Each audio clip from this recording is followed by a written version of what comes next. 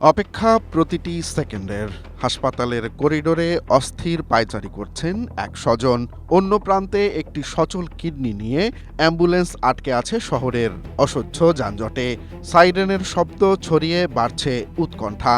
ঠিক সেই মুহূর্তে যদি আকাশ থেকে ডানা মেলে নেমে আসে যান্ত্রিক কোনো দেবদূত, কোনো রানওয়ে ছাড়াই সরাসরি হাসপাতালের ছাদে অবতরণ করে যদি রক্ষা করে বিপন্ন প্রাণটিকে, তবে কেমন হয়?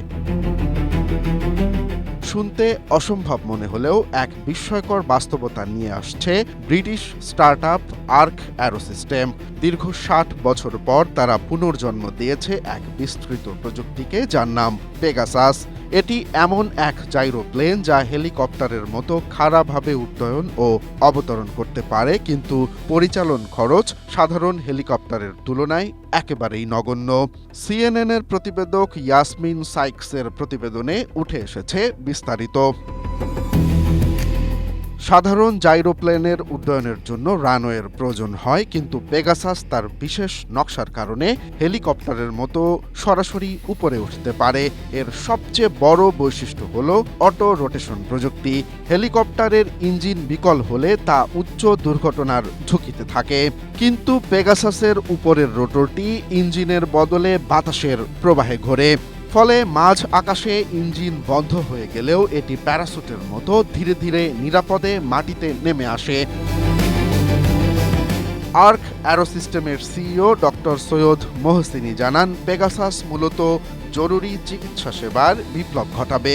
বর্তমানে যুক্তরাজ্যে প্রতিটি হেলিকপ্টার মিশনে খরচ হয় প্রায় ৬,৯৮,০০০ টাকা।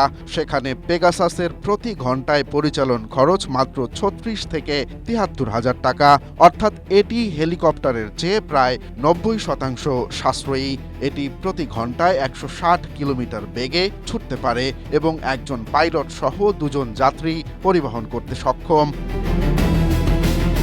যুক্তরাষ্ট্রের ইন্ডিয়ানা ভিত্তিক প্রতিষ্ঠান ৩৪ লাইভস ইতোমধ্যেই ৩০টি পেগাসাস কেনার চুক্তি করেছে।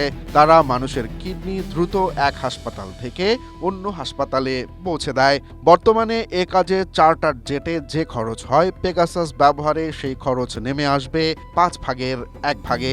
সবচেয়ে বড় সুবিধা হলো এটি সরাসরি হাসপাতালের ছোট চত্বরেও নামতে পারবে, ফলে যানজটের কোনো ভয় থাকবে না। যদিও এটি চালানো কিছুটা চ্যালেঞ্জিং এবং পাইলটদের বিশেষ প্রশিক্ষণের প্রয়োজন হবে, তবুও এর পরিবেশ বান্ধব হাইব্রিড ইলেকট্রিক ইঞ্জিন কার্বন নিঃসরণ কমিয়ে পৃথিবীকে দেবে স্বস্তি। ২০২৬ সালের মধ্যে বড় বিনিয়োগের মাধ্যমে এটি বাণিজ্যিকভাবে বাজারে আনার পরিকল্পনা রয়েছে প্রতিষ্ঠানটির।